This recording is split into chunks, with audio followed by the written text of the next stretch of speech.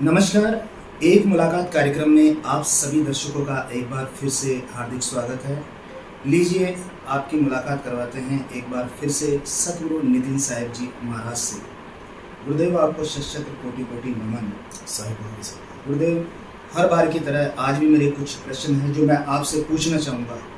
सबसे पहला प्रश्न मेरा आपसे यही है कि हर मनुष्य के जीवन में सुख और दुख दोनों आते हैं। सुख को इंसान पचा लेता है, लेकिन जब दुख आता है तो बड़ा परेशान हो जाता है।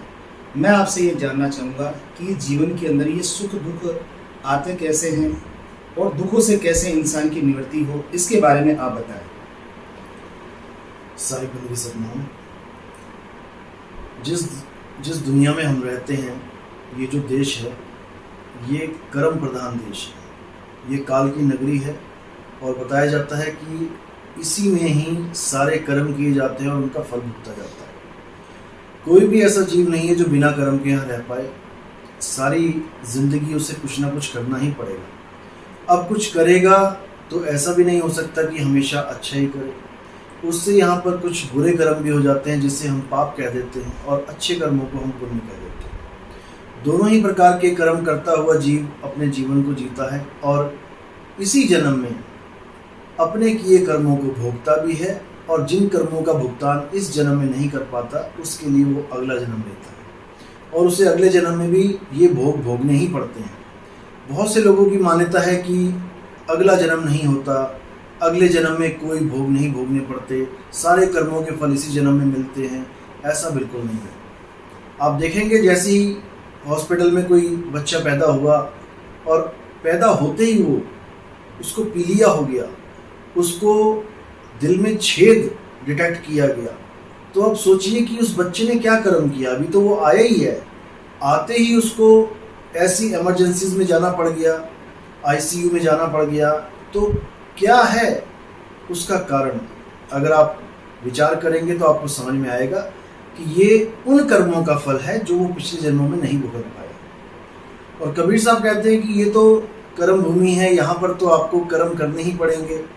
और अगर आप नेक कर्म करते हैं तो आपको अच्छी जूनें मिलती हैं, आपको सुख मिलता है, आपको बड़े बड़े ओहदे मिलते हैं, बहुत राजपाट मिल जाता है। और आप बुरे कर्म करते हैं, पाप करते हैं, तो आपको यहाँ पर जेलें मिलती हैं, आपको बीमारियाँ और दुख मिलते हैं। जैसे साहिब ने कहा है कि जीव हत्या सबसे बड़ा पाप है। इस दुनिया में अगर सबसे बड़ा पाप है तो वो किसी जीव को मारना है, उसके शरीर को ख़त्म करना है।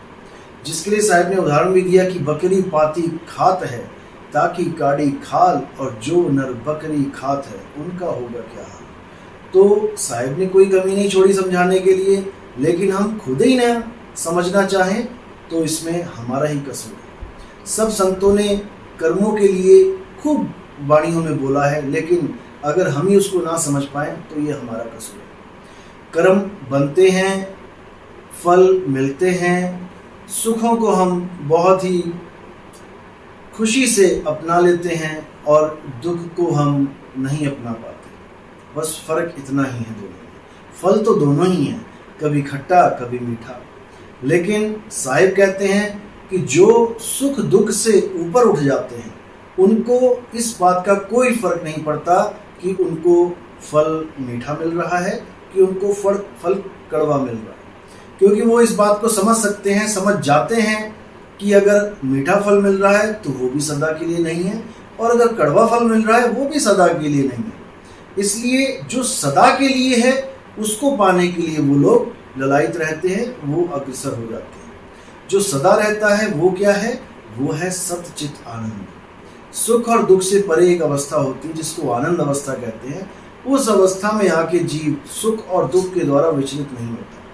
वो सुख में अहंकारी नहीं हो जाता कि उसको बहुत सारा पैसा आ गया, उसको बहुत बड़ी नौकरी मिल गई तो वो अहंकार में डूबा रहे, और दुख आने पर अब वो दुखी भी नहीं रहता कि वो सोचे कि इस दुनिया का सबसे बदकिस्मत जीव मैं ही हूँ।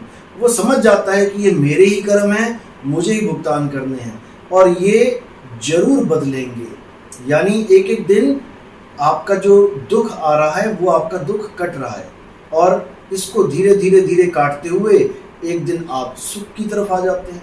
क्योंकि सुख और दुख ये धूप और छाँव की तरह है, ना तो कभी सुख सदा रहेगा ना ही कभी दुख सदा रहेगा। लेकिन हम इतने कमज़ोर हो चुके हैं कि हम सुख को तो मांगते हैं लेकिन दुख को हम लेना ही नहीं चाहते।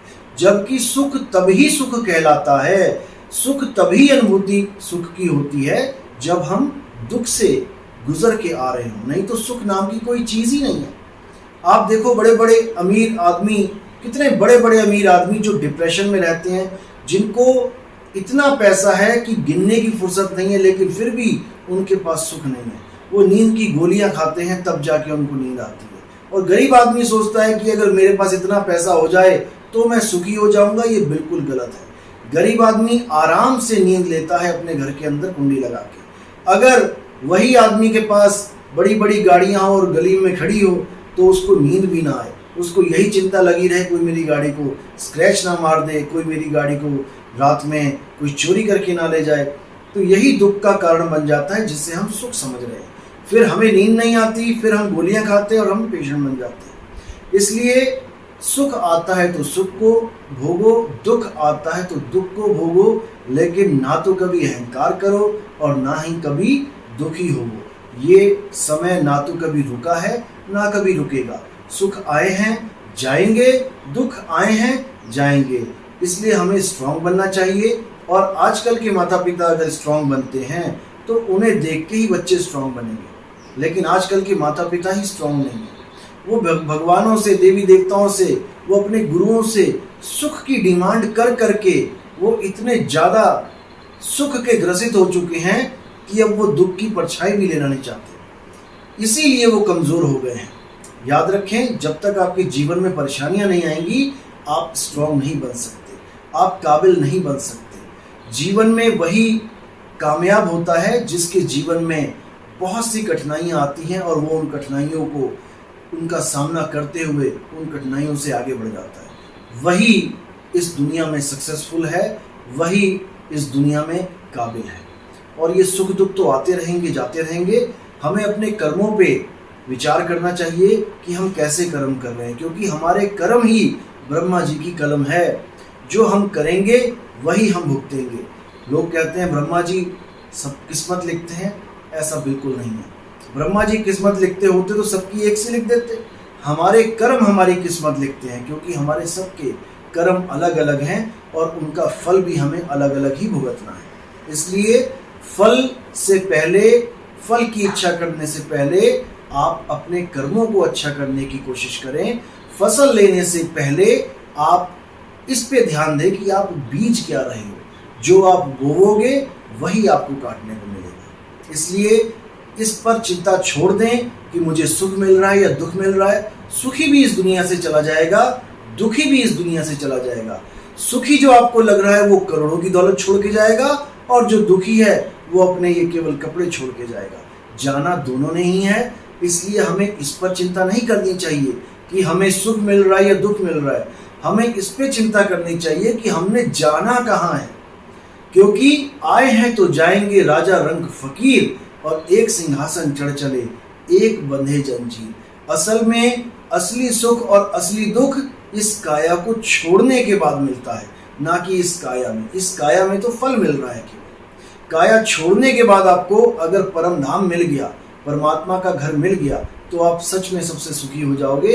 और अगर आपको गर्भजून मिल गई तो आप महादुखी हो जाओगे। इसलिए हमने वो रास्ता चुनना है जो हमें असली सुख देवे। इसीलिए साहिब ने बोला है, सुख दुख से कोई परे परम पद, सो पद है सुखदायी। साहिब गुरुजी बहुत ही अच्छी आपने जानकारी दी। तो देखिए दर्शकों, यहाँ गुरुजी ये बताना चाहते हैं कि जीवन में सुख दुख दोनों आएंगे, लेकिन हमें हमारे कर्मों का ध्यान रखना चाहिए, क्योंकि जो हमारे जीवन में जो सुख आ रहा है वो भी हमारे कर्मों से आ रहा है, और जो दुख आ रहा है वो भी हमारे कर्मों से आ रहा है। तो हमें अपने कर्मों की तरफ से विशेष रूप से ध्यान रखना चाहिए कि जैसी करनी वैसा फल, आज नहीं तो निश्चित कल। गुरुजी मेरा अगला सवाल आपसे ये है कि इंसान कर्मों से छुटकारा कैसे पाए। कहते हैं कि अगर कर्मों से छुटकारा मिलेगा तभी जाकर मोक्ष की प्राप्ति होती है। इसके बारे में हमारे दर्शकों को बताएं। कर्मों से छुटकारा ये कहना तो बहुत आसान है, लेकिन सच मानो तो कर्मों से कोई छुटकारा नहीं पा सकता। अगर कोई कहे कि मैं इस जन्म मरण से बच जाऊं, कर्मों से बच जाऊं, फल से बच जाऊं, तो नहीं बच सकता। क्योंकि जीवन जीने के लिए कर्म करना ही पड़ता है, और कर्म करोगे तो अच्छा और बुरा दोनों प्रकार के कर्म होंगे। कभी आप गाय को घास भी खिला दोगे और कभी आप चलते चलते चींटियों को पैरों के नीचे भी कुचल दोगे। इस प्रकार कर्म और कर्म फल मिलते ही रहते हैं। अब आपने सवाल किया कि कर्मों से कैसे छुटकारा मिलेगा, तो कर्मों से छुटकारा नहीं मिलता, कर्मों के फल से छुटकारा मिलता है। वो कैसे मिलता है इसको समझना पड़ेगा। आपने जो कर्म किए हैं उनको भुगतान आपको करना ही पड़ेगा, लेकिन कब तक करना पड़ेगा? जब तक आप ये समझ रहे हो कि मैंने ये कर्म किए हैं। थोड़ा विचार करना पड़ेगा आपको मैं क्या बोल रहा हूँ। जब तक आप ये सोच के बैठे हैं कि मैं ये सारे कर्म कर रहा हूँ, तब तक आपको कर्म का फल भोगना ही पड़ेगा। कभी आप सोचोगे कि मैंने आज अच्छे काम किए तो आपको अच्छा फल भोगना पड़ेगा, और कभी आप सोचो कि मैंने बुरे काम कर दिया तो आपको बुरे काम का फल भोगना पड़ेगा। अब इन दोनों से और कोई तीसरा रास्ता तो है नहीं, जो मैं सोचूं कि मैंने ना तो अच्छा किया ना बुरा किया, क्योंकि करना तो कुछ ना कुछ पड़ेगा ही। इसका एक ही रास्ता है कि अगर आप कोई ऐसा गुरु ढूंढ लेते हैं जो ये प्रूफ करवा दे और आपको ये अनुभूति करवा दे कि असल में तुमने आज तक ना तो कुछ किया है और ना ही तुम कर सकते हो। क्योंकि जो भी इस दुनिया में होता है वो मन, माया, 3 गुण, 5 तत्व, 25 प्रकृति के द्वारा होता है। और आप क्या हो, आपको इस पे विचार करना पड़ेगा। ना तो आप मन हो, ना आप माया हो, ना आप 3 गुण हो, ना आप 5 तत्व हो, ना आप 25 प्रकृति हो। आप इनसे अलग एक चेतन सत्ता हो।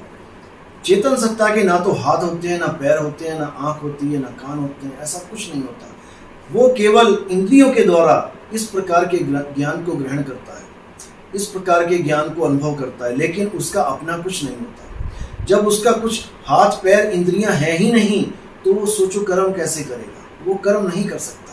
वो दृष्टा मात्र है, वो केवल देख रहा है और अनुभव कर रहा है। जैसे आप किसी थिएटर में जाते हैं और वहाँ पर कोई कॉमेडी मूवी देखते हैं तो ना चाहते हुए भी आप हंसने लग जाते हैं, क्योंकि आपको लगता है कि आप भी उसका एक पात्र हो, आप भी उसमें इन्वॉल्व हो। और कभी आप कोई डरावनी फिल्म देखते हैं तब आप उसको देख के डर जाते हैं, आप उस फिल्म में अपने आप को शामिल कर लेते हैं।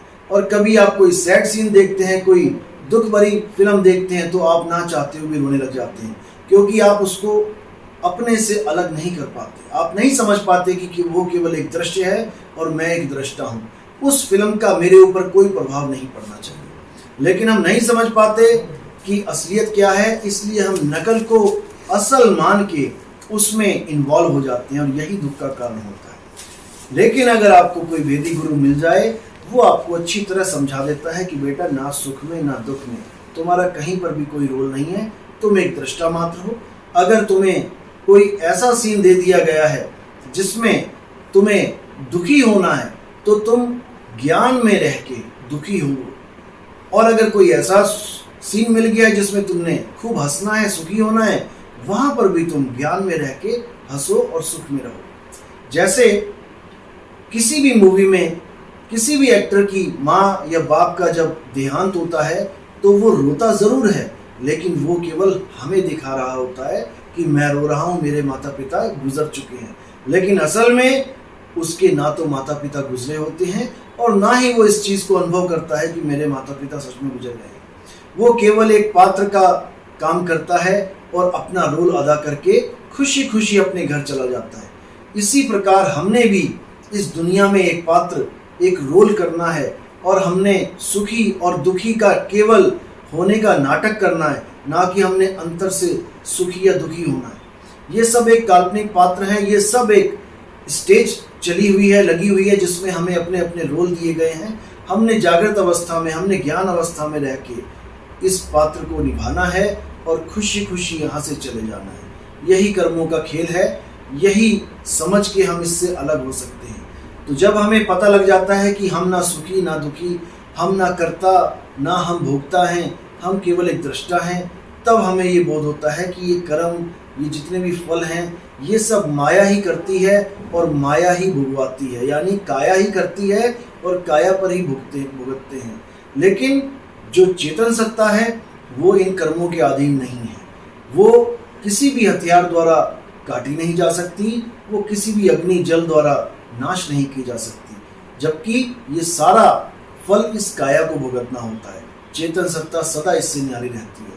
तो अगर हम ये समझ लें, ये जान लें कि हम चेतन सत्ता हैं, तो हम इन कर्मों से अकर्म की तरफ बढ़ सकते हैं, जिसको गीता में भी बोला गया कि हे अर्जुन, आत्मा अकर्ता है। इस दुनिया में जो कुछ भी होता है वो 5 तत्व 3 गुण मन और माया के द्वारा होता है। यही गुरु ग्रंथ साहब में बोला गया, जब लग जानू मैं हूँ करता, तब लग गर्भ जून में फिरता। यानी जब तक आप अपने आप को कर्ता मान के कोई कर्म करते हैं, तब आपको गर्भ जून मिलती है और आप उसको भुगतते हैं।